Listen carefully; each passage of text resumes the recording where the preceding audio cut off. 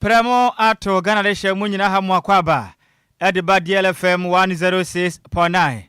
Emanaso sa jeme nsem kase boy sa wie no yetena se de musem nyada eba ebesomo ye kam se nsoma do yeboaboa no sa jeme nsem kase bo no ye kuche nyada kogu ebe fonten kase ne so a na DLFM online.com Africa se wonso nam DLFM yen app no ene bio tunun app no de anso be kwa Google Play wo download wi na wa search DLFM 106.9 kase bo nam so a ubenya bi na watie edi amayen afensi Facebook no eye adwuma YouTube and TikTok ni nyinada eye DLFM 106.9 kase boyi ehunfoni ani videos ahodo nyina nam so obenya bi na watimi ahwe edi amayen emre se mojencheze beji nyina kenkan ewo Facebook no so edi amaun ewiai ensam titira ebedi kase buru makotini bi NSM oswafo no ena hwe oman Ghana yamanwe ensam so ne den ede muntaka mubalak endrada okopiem wa santimantenum mekire edum kumase ebe ya no fiade atwa mu ejato honom ehye dwadifo ne yema nyinada no okwan no kitiamo ne angwa ekoma adehye na adehye ne kire mu se dabida ye start ahye ye japade nyina akọ ye pesicas to stop fofora abo adwuma wo se mo ne angwa nti omo kire mu se ajapade na anase ngo ne amwa no anase mo ne angwa no omo nyene ne enyene kina ye de mo kire mu ebeso mawie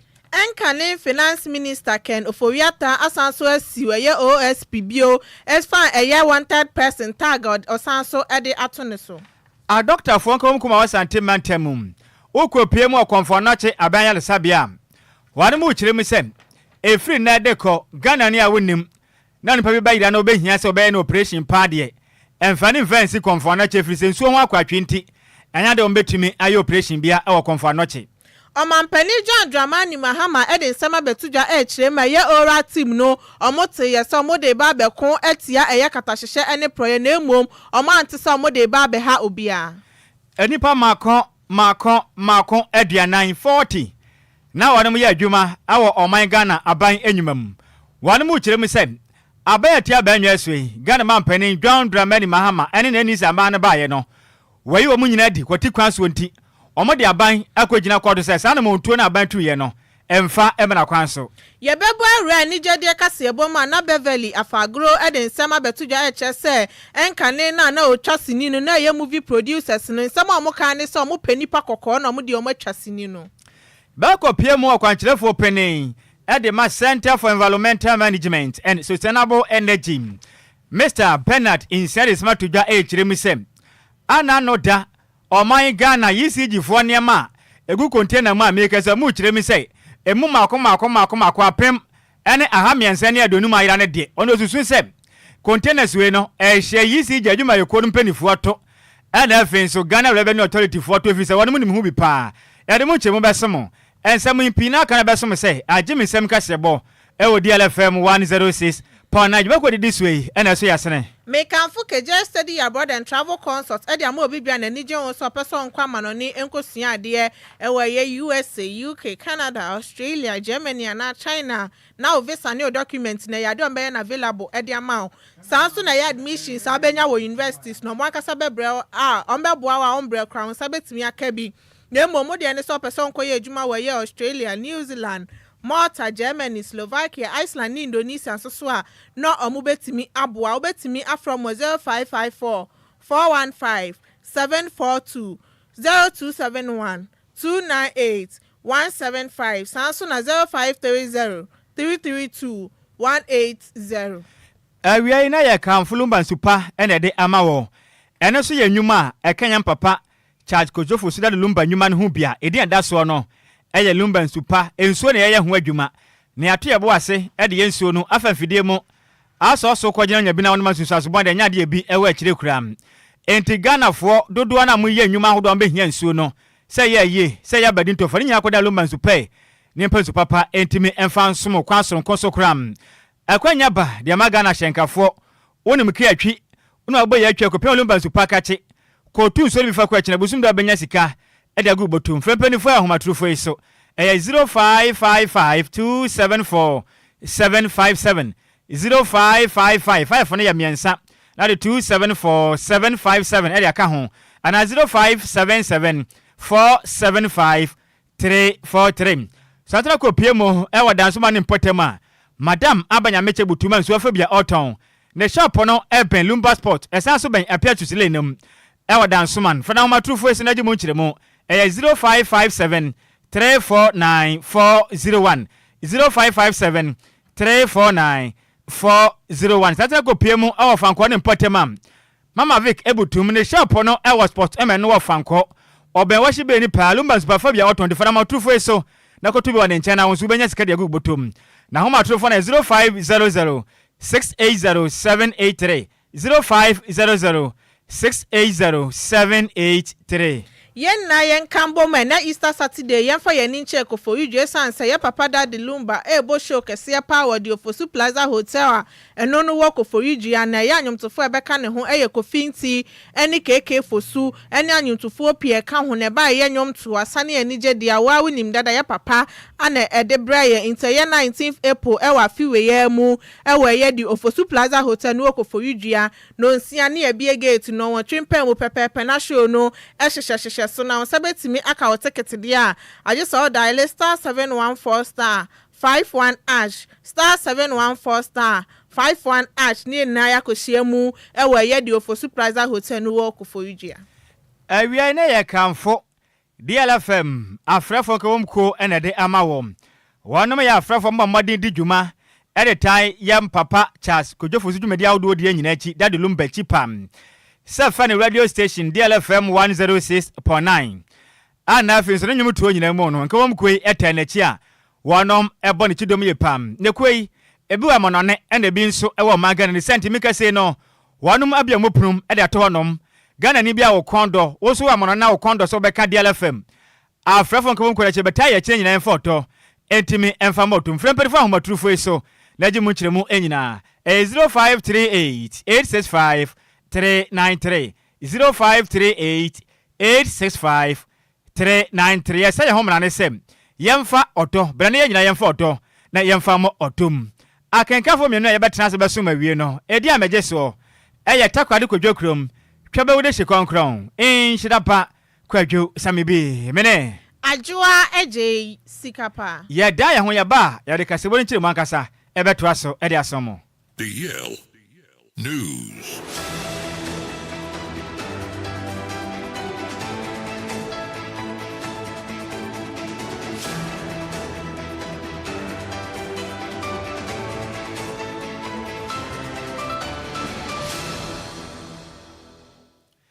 Yamamo akwaba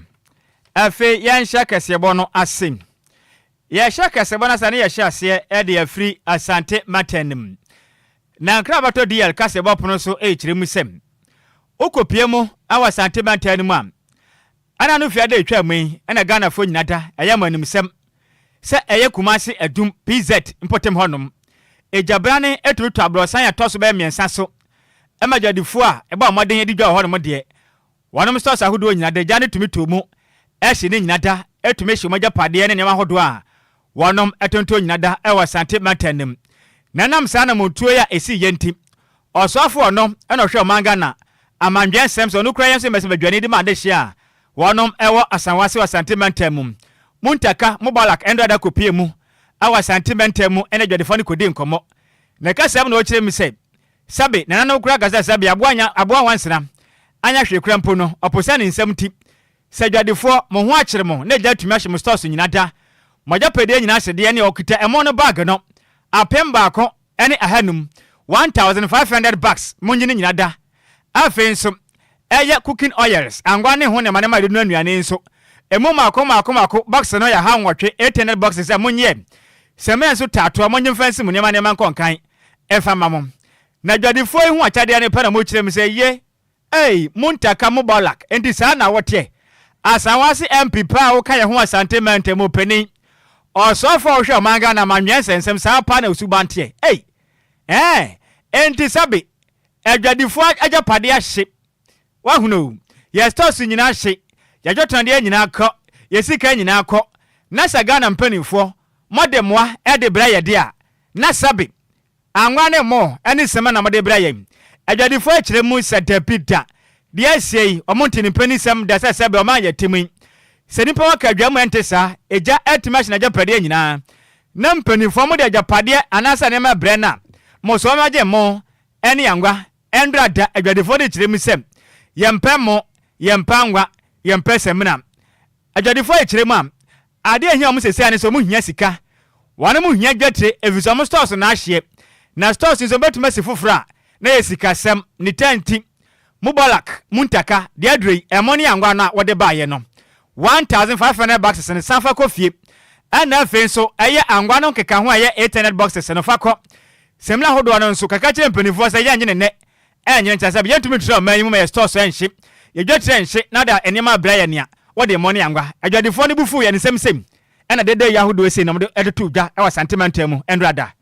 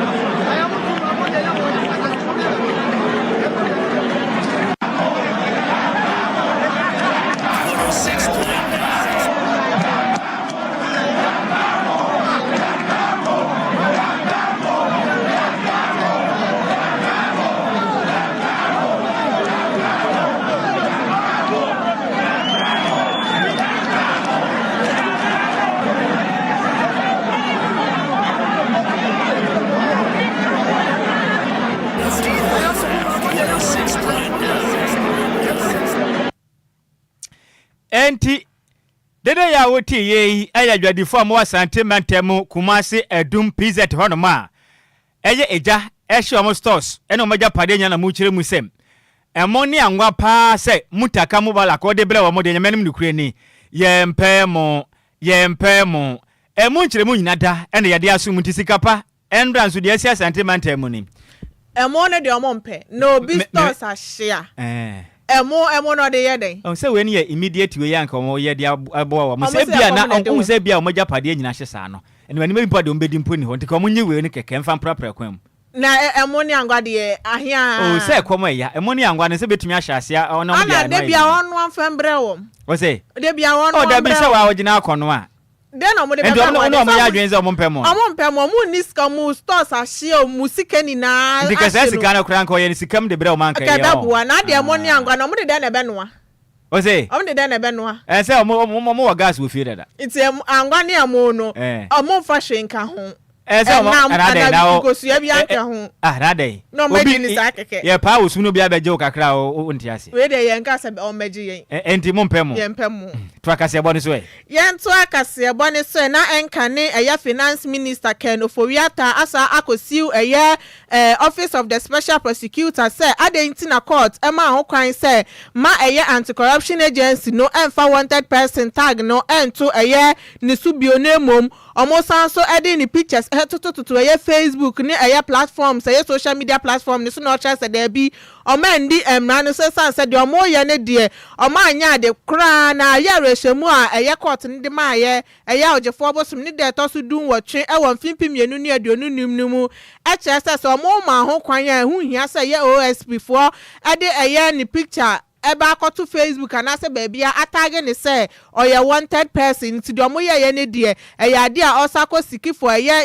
interrogatory eya injection ode to OSP ne so sase court e ma ho kwan a hwe anoma fa wanted person no amfa anto ne so na eya ono akasa ne right eya freedom of movement eya personal liberty ni na eno wo eya 1992 constitution ni aso mo busu because omo ma ne ho kwan se ono susu benya ne fa hunde e wo man ni mu inti adenti na court aka asem se na still na ye OSP for aye o man say there be da ono de omo sanso e de ni pictures e betutu Facebook asanso so e de wanted person ato ne sinto sanso akosiu eye OSP bio e hwanim se court no e beka bibi se omo ma ho kwan ya e ma OSP ensai emfa wanted person tag no ento ne so into akofale interlocutory injunction yes e de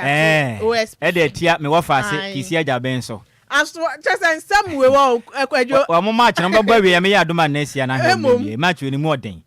See, as now, a goalless will be unshabby. And he goes to any poor bedi in Kunimuasagu can see we mo. Sikayan Quayanim. Yanko Swanyamoy, our Santimantenum. Na Dr. Formuya Juma, our Confanoche, a bang Ayala Sabia, our Santimantenum. One at the memo, in Crata Bontain, 8 Rimusem. Say, surgical cases, the pass and make us say, Obi Ayade. Obey yes and perform Madden, a papa no, Edisakaya Cano. Asan Yadia Padia, Montumida, and Yajumata. The Ninian Sababo na Wakuba, Kuninya, Kumase, a Santimantenum, Aya Confanoche, a Bayar Sabamunian so, Edidi Jumakram. Nankata before the Babonteno, or Mother Bayem. Ewa Benimbus Mayumi, Neda Tosso, Edunum, and Film Pim Yena Dunumwa. Confanoche, a bang Ara Sabianima Dr. Fonkomco, H. Remusem. One at the two management say, said Yakwe. Sababa born and Impanqua who be here. No matter my body Pampo Binty, or Muntument Nasi. Uncle your operation, ever brought to me and Yansu, and Fam one Nipano, a number CC and Hokram. A doctor Fway, and Kabumko no H. Say, I can say Nidia. And so one quite trace our sentimental ma. A biswa Saka, I confanoche, a Bayan Sabian in tip. Bayan our Cuba Contamune, Jumadio Mudia, now I had them pan and sent it. Or Muntuminko Papa and Nipa. Emma nimpa mojantu no never do baby omunyanso ngokro ho de ensi da enti we de nanom mocha wade e free neko so de hye bi yare pa na so be hia yare hwade a sempri wa papa na de amfa ne si konfa no che da na de ne ko be yala ta mwemwen anya na betimi age no na mo no ahwe ne yade akram na chairman e de ma konfa no che a Dr. Fonkom Kunom Dr. Michael Lit e de chopa kese e gina a Dr. Fon nyina nemu e de ama Ghana de hye nyina se Dia say the nanom ene Ghana de hye mochiwani momfanche wa mo pawe enyabo apayo efrise enso ihu akwatwe sa be na wotwini wani maka aka nanso Ghana Water Company Limited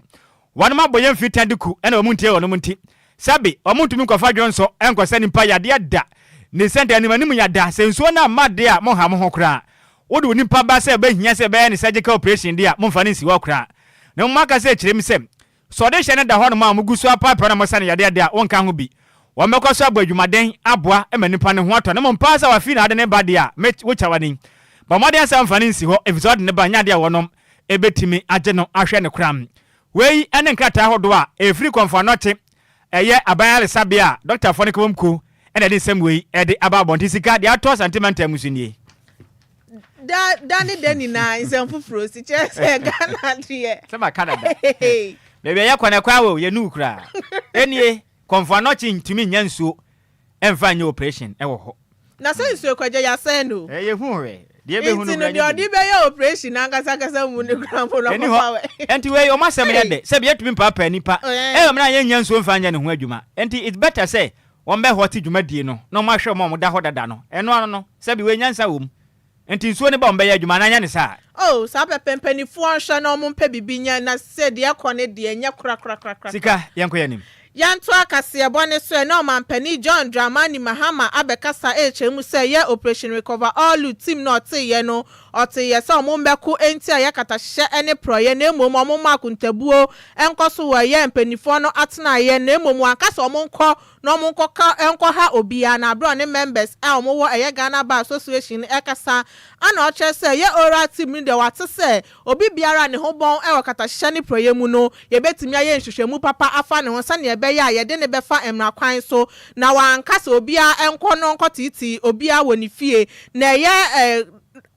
mfimpimienu ne aduonu nan campaign no moye no na yomani suade hu se katahye ne proye de ombetimi ako nti aban be ye bibia se ombetimi ahwe highway no matimi asi anokwan sanso na ohwe sensem ebeba no wo a wo de no se wo se ye de koma ye atani general no odi hu dwuma ye de ba koma atani general no wedi hu dwuma enye so mo de ba be ye amanyosem na emom omo pese omo mboa na ohawe wo oman nim titina ye katahye ne proye no ombetimi asi anokwan. We have started the National Constitution Review exercise, and we expect that the Bar Association will take a great interest in it. I believe they've started, they're going round, and when they have finished, I'm sure that they're calling on different groups. They probably would call on the Ghana Bar Association to find out if you have any views about it. And one of the issues we're confronted with is the issue of corruption and accountability in office. And so the expectation of Ghanaians is that this government will mount a stronger fight against corruption. And that is why we set up the Operation Recover All the Loot. It's not meant to witch hunt anybody, but it's supposed to be an instrument and a vehicle where it is possible for people who are whistleblowers and have evidence of corruption to be able to channel their reports to the appropriate source and have them investigated. And so before I took over, I set up a small committee. It was very helpful. We put in a hotline. They got more than 2,000 calls from different people alleging different things. Of course, some of them were useless allegations, but others too were important allegations. And so after synthesizing all the reports that were received, we received the official reports from the committee and we handed it over to the Attorney General. And some of what the Attorney General is dealing with are some of the issues that came up in the oral. And so I just wanted to clarify that it's not an instrument for witch hunting anybody. It's an instrument for assisting in the fight against corruption. Amampeni John Dramani Mahama Adwoa so ekasa ya de omubom mmodi aso mbesiesi omudi eye ameswale eni JB Dankwa ewu. Committed to the protection of human rights and investigation of significant killings or murders that have remained uninvestigated. And so I've urged the police and the investigative organizations to look more actively in cases like Ahmed Swali, and that is how come a first suspect has been arrested. We're hoping that his interrogation will lead to further arrests of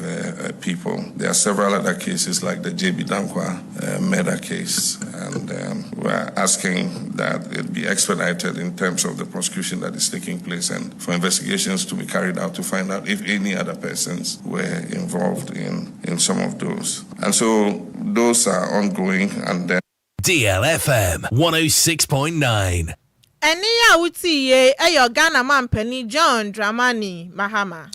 Yentu akasiebo no so ene yenyina mu. Mika sei Ghana adwumayefo ananka omuye adwuma ewo man Ghana aban enyuma mu. Emu mako aduanan 40 wanom edenkrata akwa aban sem wanom ateki legal action ede etia oman Ghana aban na adwumayefo yi ekiremu sem oma ya timi eduba bi na to abewe na bansesa ba na sebe omanpenin akata nani akofa amanyosem eduadua nani ena ne ma hodo afa ma kwanso ena omanpenin oje wade mu kirem se manpenin afa kotikwan ayo mu nyina dinti no anya de wonom ebeti ase akura na adwumayefo a meka o masemi no ayade abandada na etwa mu no fa o madwuma ewo mfempem mienu ne edonu enan mu a wade mu kirem se sa na muntu a abanfoforo ba ya afa so no etietia oman Ghana amamla no ana afi nso adwumayefo no afa hudi esom na Ghana fo beka ya ogefo busum etwa mu ne da na toso edu mfempem mienu ne edonu numum ana nkrata tententen every chief of staff Julius Dabranchen eba ye ekirem sem wanom kan kire aban nwuma ni nyina sem ubiada abanda de etwa mu efa wadwuma ewo na ye to abani wieye openima abosome openima abosome na toso nson mfempem mienu ne aduonu enamu ne de mesra wada fa adwuma to na kwatena fiefi sem aba foforo bai entumi entua wo kwakram na zaza nsem we ba bonten no mekese adwuma fododo na mekese makwatena fie a wanum enya adwuma enya kram na adwumayefo ayade adame and partners wanum eye law firm a omambaden atenase mekese akane attorney general Godfred yebo adame ene gina mu edema chesene adwumayefo egina mu sem wanum ntiase da Ghana ba kokko gina court na kokko yi wano omo san sire mu sem oman Ghana aban nwuma bi etesem Ghana Revenue Authority omodu mu ko gina court National Lottery Authority mo kwa court Driver and Vehicles Licensing Authority mo kwa court ni bi Ghana Ports and Harbour Authorities mo kwa court Ghana Shippers Council and the National Health Insurance Authority mo kwa kwaginem ewo court na adwumayefo nsem nyane sem wanemo ntiase sem Ghana manpenin atumeja ne tumi so na wanfo ma Ghana mra amfa nya adwuma na bayi wo mu nyina di saade nyamanem nukure ne sabe amodwene ho a amontiase wanemo tiase nso a wanom enwene hom adwumayefo ikasa na omanu se amane di sem nyina ne sem omane yatim ne sabe ya pa ne santi efri neko wanom pese Ghana yebato ababa wie na nipa ye adwuma omu enwuma hyehyeye bia so ofumu mra bia na ban eba yepe osonyama ban ba na party anasa job for the boys nti wase na manyokuo ma e de akwahye adwuma no apama o ma wono nimde o mo ye adwuma o mo kire mi so mo pese besi bio nti o mo de Ghana ban ekogina court na court akebia na sa na matu a anasa na montu aban tu ye no watimi asesa na adwen kram adwuma yefo ne sa kire mi sem wono pese aban ne sama o mo compensations empata sika e o matente makwato na fise mi ka se na setrem ayeden e de ma ono mo panti we ne nkra hodo a efri akane enwuma anasa adwuma yefo ma akoma kwaduane a na wanom ye adwuma public sectors ni ma omode aban akwa gina court and sika me ofa asefo na san ye omade ni bio omode Ghana man pani court sa se na betimi akwa opani bia yesusu se ye de ne court e be ye ya ne de na court and who say a good move on ebebo sa no one is above the law sa na kura me hu senka etu atwa anka beboa yenyi wo mo yenyi madina aya na do ba bia tete nti we me ofa asefo na motuo na nka sa na kwaye bo achi bi na ja sa ban bia ye o ye bate enka mu jai so anka beboa ye omu jaya enka beboa ye wa hunu ha adwuma ofa asefo na utu amufusu enyi sika yento akase ebo ne so ni embonrem wani jedi akase ebo mu ana ye Ghana sini twani eye Beverly Afaglo eden sama betuja ede afa ohawa ofam wa fie twam eye ne acting career ni mu a wo kire mu ana ye ade anam eye movie producers no epeye ema ene mema kokwa omudi omu ebetwa sini ne sanse na omo kase de bia na ye ema kokwa ne mema kokwa udi omu twa sini a na omo bo screen so a eye feye papa ne bajaki apia de a no akoye star dada ni nti no producers na kasa ana hia ne so omudi no ebetwa sini na ansa na omo crampo no menya sini ni bia twa na chese ema ne mema kokwa ni na ansa na omu nyo bia emfa ni ntwa ansa na omo ye tuntum no ya form so omo mbra na omo ometwebi. Our time selection, some of or most of the producers were doing was you have to be a half caste. Hey. Yes, I think Jackie was only that first. Because she was a star already, so they can't help it. They need her. But we coming up, you have to be half caste or look in a certain way, or okay, you've done this before, so you are that person. So they want to yes. They were acting whack, but still they'll choose them over us. Okay. Maybe we didn't look good enough. Eni ya uti ye aya Ghana sini chani Beverly Afaglo. We na ye gina we so ada ye ho akofa na brofo nkrato ye ba kese bo no ye be ken kan de aka nyina e de asomo.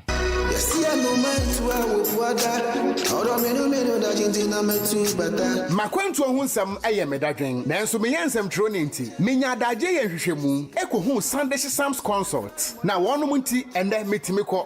ba menya abrani adaje ekenkan ye eye investigations about womo ana me hu se wo apply for visa assistance a enfeli efri se wonom e track records madanse die nie ma me nintrel Sunday Sam's consult e di Britia wabi ebeje wo visa amount. Say we United Kingdom, Canada, Dubai, Poland, Croatia, Nafe Kradia, Serbia, any Greece in so abeka ho work permit ethetri. Ma menchira wo mo etri kwan. Sunday Sam's consult e wo Ofanko barrier. Asofan our Bay Wise Park Hotel. E wo Asofan New Station honomo a. Phone number 0244 291546. Email address nso e Samuel Owusu 626@gmail.com. Yeti ehudi enti we connect dreams with opportunities. E manenye wadwendwen frɛ wonom na nso bedi adanse media. Yamamo akwa ba fiyankan kama dwenkyire ne bie na yemfa so mo ewo Facebook no eso we efi piaga nyina wo kire mi se our containers are missing. Where is Kisi Ajaben? Oh nti Kisi Ajaben yesi containers na ira no yisi gifo de no kokko hwe kire akwan ne hu hia pam. Richard ahwe kire mi se good afternoon to you Pentecost elder Takrade Kwadwo Krom de Shikonkron Tobe de Shikonkron Nhyiraba Kwadwo Sammy B ene Adwoa Agyei Sikapa se kase bo no emu de sa no manam na your official panam DJ Ghana man fidie ni so great station hono ma e hono na Ghana fo nyina etie edifri DLFM next o se adwumaden aye bo no eso na nti enkoso a enye adwumaden senior ye dase ye pam wenzu every Charles Mante US Mountains way chief of staff on the ma US nso DLFM ye news no duru hono ma kire mi se Kumase it is becoming notorious day in and day out. Oh, mami san funny biu. Kumasi. It is becoming notorious day in and day out. Oh, day in and day out. My question is, who lose in this looting situation? Hooting situation. And to ma mu hure ya mo yese no ma mu hure no bisa se. Hwana na so ba ya shepa. Obisa pa. A bird in the hand is wet twice in the bush. Kuma said this behavior was unfortunate, not prudent. And to a senior Charles Mantesi and Kancham Sabi, Anoma Okita Winsem no. Ayana a yes and your own because a big tower and a 2 be a bang. To know the entire said the Nyama Bramo, money and Wamos, money and one day yempemo. Sina Charles Mantesi and Kancham said Debbie. Anomano, one a bishop and man out to be a bang. And the Kamuni Kanyo Anumpo, and Sana, March and Yaka. Namuye say, Papa Kwana was Subiwa, say Nefe. And to every senior Charles Mante, and ten or the Bassinia, ya chapa and one so messenger. What the Abaka said when they would come say Ponansanum. Way are you happy birthday, Enco and Famao, Equia breast. Now Equia breast, what takra de tardy, a one na butum. Nana would anti DLFM, dear Kenyan say, oh, I'm professor no. And then you point out pa, and didn't pay out. Now on your case, Equia breast a womb. What takra de and ewa with the Yankopon a dinner mouse. Pejao, na onya okese, oma de pebia was as we no. E bi emra unsrabem, afisa say, na wate, na don't know who's why you be. Now the pebia was as we no. E bi etimi aba unseventy way happy birthday, enko enfamao, e queer bressa wo, what takra de. E pewasempa, sikama wafa asiba kuni. Oh, who's an hofa, queer breast and hofa. You're funny, my year, coffee. What's it? Kofi nisika semno na saying on siesika kofi osika na on 10 siesika on ma fa asisu po bi osiesika kofi sika ndo no Agyei ya ne yakro no someone said nipa de onim da obewu ntino yes ka we say wudi sa enti akua bless nya mensha no mpagya na onye ne kese wo se nka bobi wo fetwam na yenko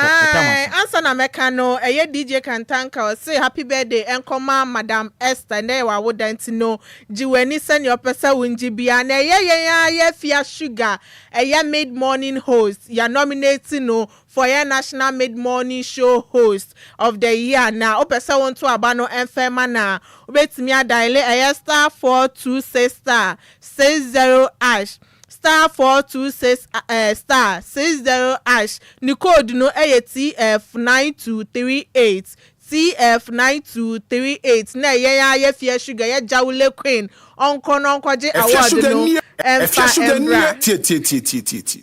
so no jawule queen. Good morning Ghana. Good morning Ghana. Hey. Good morning Ghana. Good morning Ghana. Ana anya sa no. Jawre kwen mada mama yento ma no na onje award no mre ye nyina so what ase we mu the party say be anam no enti yesore so kase ebo ne musemufo no eye maze mebere ntwe ne se mu edema yen kofitere ye kopie mu e wo Facebook no eso akenkanfo so ye mienu edi ameje so etakwade kodwokrom tobe wo de hikonkron Nhyiraba Kwadwo Sammy bi mene Adwoa Agyei Sikapa message we take mu abas what say or hwe life pa na kase mu de party say no manam for na ya da se pa na yeso so na Adwoa Sikapa betena se ngopon ya adoma efia dai echina ene ne memenda so ye nyina ye ni kire ye fan e wo dwokwa krobo honom ne ye nyina kwakwaje papa anase ye nua ba ma kwa meafum na wakwa ne papa yi mesra wada beka ye nyina ye fo do enkobo do mpa de kwa meafum ne papa ye me adoma ehia ase echina efia dai akopim kusi ade nyina nkota na echi e wo dwokwa krobo no ewo central region yes osma radio mu hwan na ebe ya santua osono enchire mu hima ene ba betena se odi dia odwumadie no ene ba yamamu nyina mo ene tia adehye